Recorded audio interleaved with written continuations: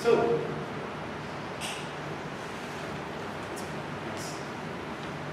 watching the movie Crouching Tiger and Hidden Dragon is like watching Superman. Characters stand where they are with no seeming attempt to jump, raise their swords and fly away. Well, at least in Superman, you get to hear up and away. So why did I watch this movie? Well, one critic said, the movie Crouching Tiger and Hidden Dragon is the height of filmmaking. Now I understand what he meant. The characters are always at a height, hanging from trees. Another critic said, Twilight is the new age Romeo and Juliet. That was enough for my wife to drag me to the cinemas. And then I realized, Romeo and Juliet die at the end. The characters in the movie act as if they're already dead. Ladies and gentlemen, movies are like women. Difficult to understand until it is too late. The left side is, of course, before, and the right side is after marriage. Now, of course, there are a lot of female members in the audience, and before they start calling me sexist, I have a slide for them as well.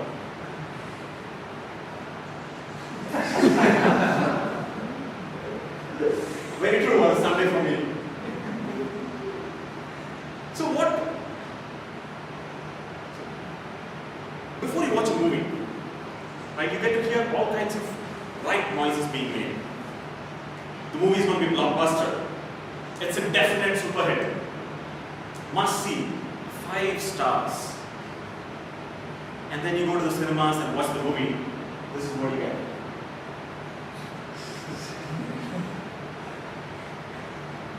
There's a common theme among these movies. I'll talk about it much later. So what makes a movie great? A typical movie follows the matrix structure. Now this matrix structure is completely unscientific. It has nothing to do with the BCD of G matrix that you've heard and read about.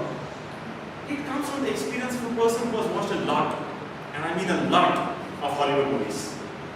Yours truly. It defies convention. It does not build a movie into action, comedy, thriller, tragedy, so on and so forth. The movie matrix will tell you exactly why a movie was worth the time and money you spent on it or not. So here it is. At the bottom left quadrant, we have simple and pure fun. One of the best examples that I could think of for this quadrant is the movie Tremors. How many of you here have seen this movie, Tremors? Wonderful, I have an audience. This was a B-grade, low-budget movie starring Kevin Bacon before he became famous. And the movie was about underworld deadly creatures that are attracted to vibrations. So the movie's premise was simple. Make less noise, kill creatures, and have fun along the way. Let's watch a small clip from this movie.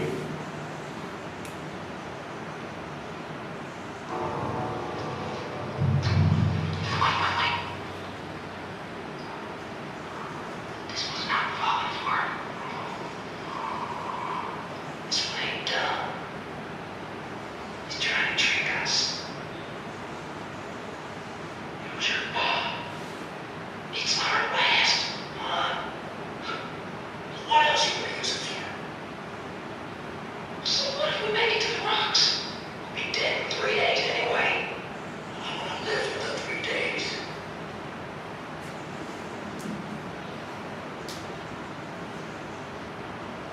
So which other movie do you think falls into this category? I have a list here. Joyride, Shoot 'em Up, and of course the recently released Hangover. Next up, at the bottom right quadrant, we have a Discovery. It's a roller coaster. Now one of the best examples for this category is the movie Payback. For this category, the movie could be anything. As I said, it could be an action, it could be a tragedy, it could be a thriller. But what it needs to do is engage the audience throughout. No slack, no fillers, but relentless from start to finish. Of course, this movie starred Mel Gibson and Lucy Liu. One of the interesting facts about this movie is the whole movie. You need to keep it down. I'm not taking a long time. Interesting fact about this movie is it's just made of two colors. Shades of grey everywhere. You take the people, you take the streets, you take the cars, you take the buildings, cities. Everything is in a shade of grey. And contrasted by the red lipstick owned by Lucy Liu. Let's watch a clip from this movie.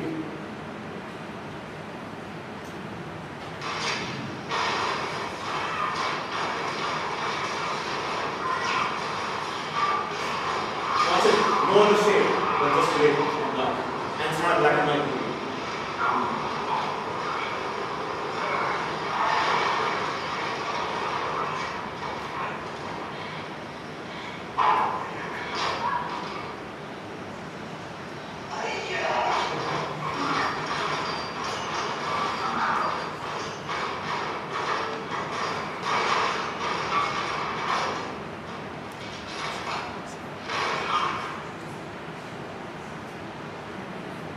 No, what makes this movie so great is the pace.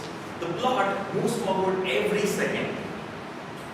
Other movies that qualifies to be in this quadrant, you have the science fiction movies starring Lawrence Fishburne, Even Horizon, Michael Douglas Gale, Enemy of the State, and so on. Now, the top left quadrant, we have It Makes Sense. Unlike the Amir Khan's inspired version, Gajini, or the numerous regional versions, Memento was an onion. You peel the layers, you get more layers. You have to wait till the very end to make sense of it all. Other movies that fall into this category, recently released Life of Pi, Inception, and my personal favorite, The Devil's Advocate.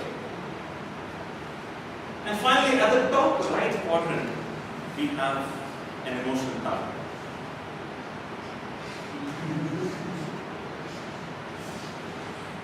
When Rose lets go of Jack's hand, and when Jack sinks in the palace of the Atlantic Ocean, we all felt a sense of silence, a loneliness, an emotional tug.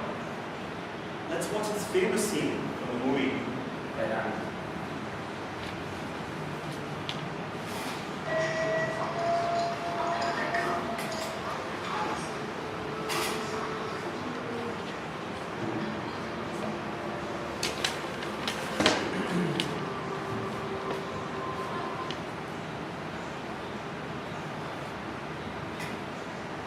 Other movies that qualify to be here. I'll not do this first one, I went through See Inside. It's a Spanish movie starring Javier Bardem. It's a real life story about a quadriplegic person who is disabled from neck down, loss of sensory and control. And it's a story about this person for 30 years.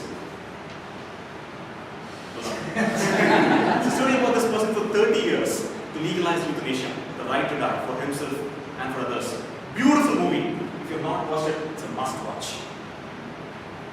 So there you have it, the movie matrix. Now, let's take examples. Let's see how a movie fits into this whole movie matrix structure. Let's take Iron Man. I'm sure all of you have seen Iron Man 1, 2, 3, or even the other two movies, right? The movie is about the man who builds a flying suit of armor and beats up bad guys. Simple and pure fun.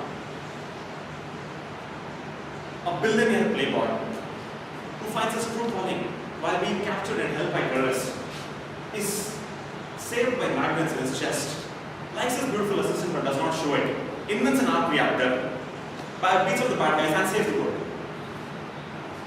Definitely a roller coaster. And no wonder most of us like this movie. It was corroborated by the movie matrix. Let's take another example. Sholay 2. Let's see where this fits in. It's a discovery that Ram Gopal Varma can make atrociously bad movies. But seriously doesn't fit anywhere. And no wonder it was such a huge flop. But by the way, this movie was released in the US. It was translated to English and released in the US. You know what it was called? Fire? No? Saleh. Any guesses? Saleh. Ram Gopal Verma's Indian Flames. There is our movie matrix. Now, if anyone wants to borrow the movie matrix, remember it's patented. You don't have to ask me permission. But seriously, if anyone wants to borrow any of the movies given here, please feel free to ask me. Thank you, and over to you.